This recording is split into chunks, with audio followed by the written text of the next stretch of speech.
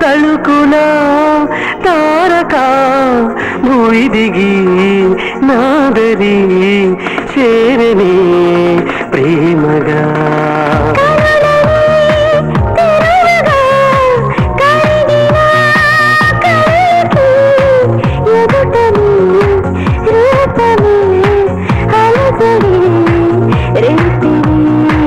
ఏడు మాటేమిటో ఇలా ఇలా హాయి కోరిందిగా అలా అలా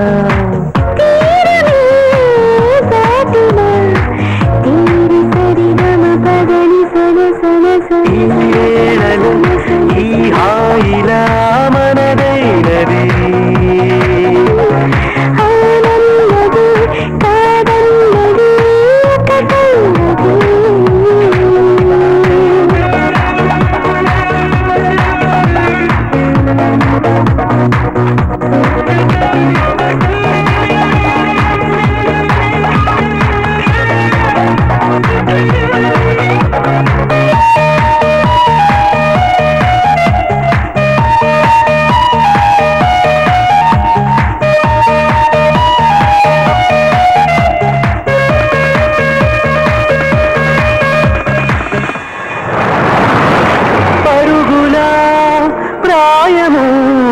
పరుగిడి శాంతము నిముగని ఆగనే స్థిరపడి ఒక క్షణం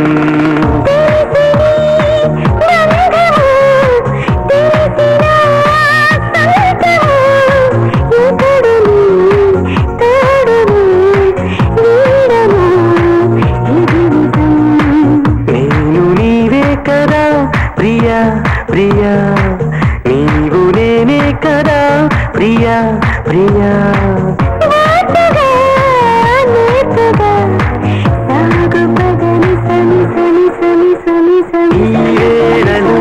ఈ హాయిలా మనదైనది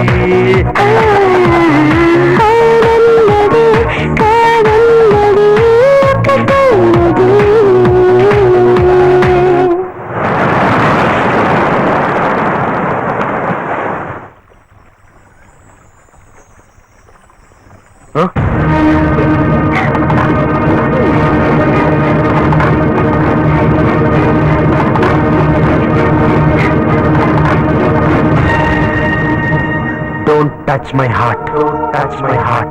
Touch my heart.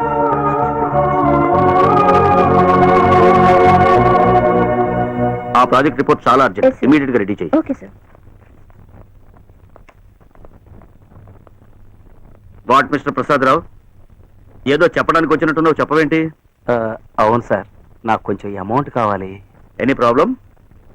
మా వాడికి మళ్ళీ ఎగ్జామ్ ఫీజు కట్టాలి. 4-5 సబ్జెక్టులు పోయినాయి సార్. ట్యూషన్ కూడా చెప్పించాలి. ఏమయ్యా, మీ వాడు చదవను లేడు, పాస్ కూడా కాలేడు, మరి ఎందుకే ఇంత డబ్బు వేస్ట్ గా ఖర్చు పెడతావు? ఏదో ఒక పనిలో చేర్పించవయ్యా, వాడు చేతి నిండా సంపాదించుకుని బాగుపడతాడు. ఏదో ఒక పని లేని వాడిని ఎలా పడితే అలా వదిలేయడానికి వాడు నా కొడుకు సార్, పేగు బంధు. ఇదేనయ్యా మీ మిడిల్ క్లాస్ వాళ్ళ పూర్ సెంటిమెంట్. మీ పిల్లల్ని ఎంతో అతిగా ప్రేమిస్తారు, ఏదేదో చదివించాలనుకుంటారు. వాళ్ళ టాలెంట్ కి మీ తాహతుకు మించి ఖర్చు చేస్తారు. దానివల్ల ఏమవుతుంది, మీ కెపాసిటీకి మించి చదివించడం వల్ల అప్పుల పాలవుతారు. చివరికి ఏమవుతుంది, అంతా లాసే. ఇంత కాస్ట్లీగా చదివే చదువులు మీలాంటి వాళ్ళకి అవసరమా? నేను ఇలా అన్నాను, నువ్వు ఫీల్ అవ్వు. పిల్లల విషయంలో మనం ఎంతో ప్రాక్టికల్ గా ఉండాలి. బిజినెస్ కైనా లైఫ్ కైనా పాలసీ ముఖ్యం. No more sentiments. పిల్లలకు మంచి భవిష్యత్తు ఏర్పాటు చేయడం అనేది సెంటిమెంట్ కాదు సార్, తండ్రిగా నా బాధ్యత. నేను పనిచేసేదే వాళ్ళ కోసం సార్. ఓకే, 10 సంవత్సరాల తర్వాత ఇప్పుడు పని చేసినట్టు నువ్వు అప్పుడు పని చేయలేవు కదా.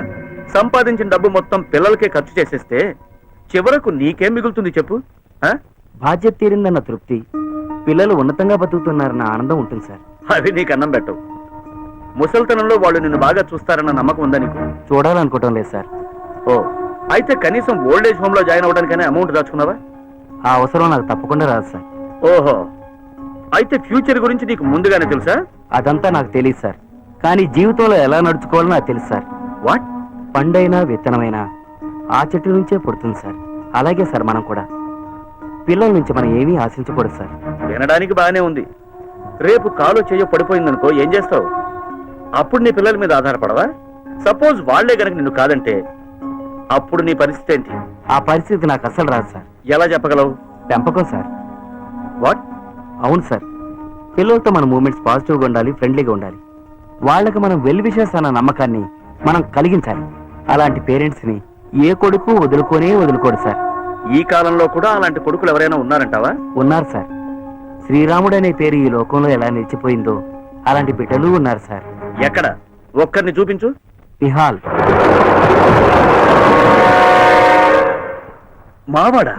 అవును సార్, శ్రీరాముళ్లాగా నిహాల్ కూడా ఎంతో ఆరాటపడతాడు. మీకు చెప్పకుండా ఏ పని చేయడు సార్. చెప్పే అవకాశం మీరు ఇవ్వకపోయినా మనసులో బాధపడతాడే గాని బయటికి చెప్పుకోడు సార్.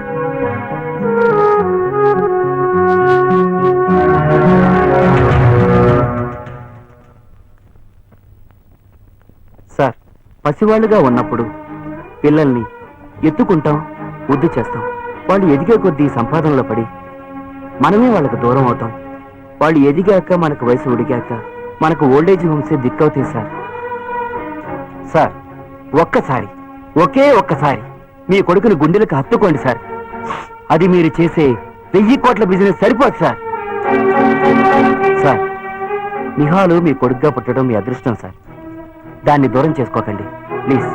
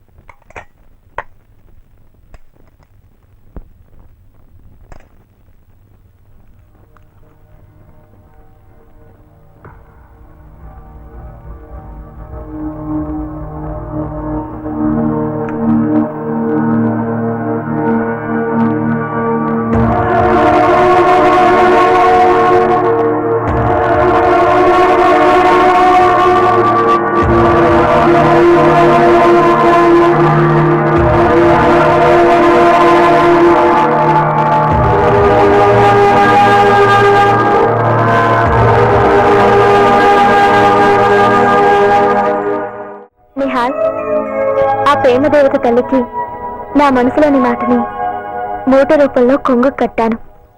ఇప్పుడు నా మనసులోని మాటల్ని నీ ముందు ఉంచుతున్నాను. I love you Nihal. ఈ హాలిడేస్ లో మాత్రమే కాదు, జీవితాంతం కలిసి ప్రయాణం చేయాలి. నువ్వు కావాలి.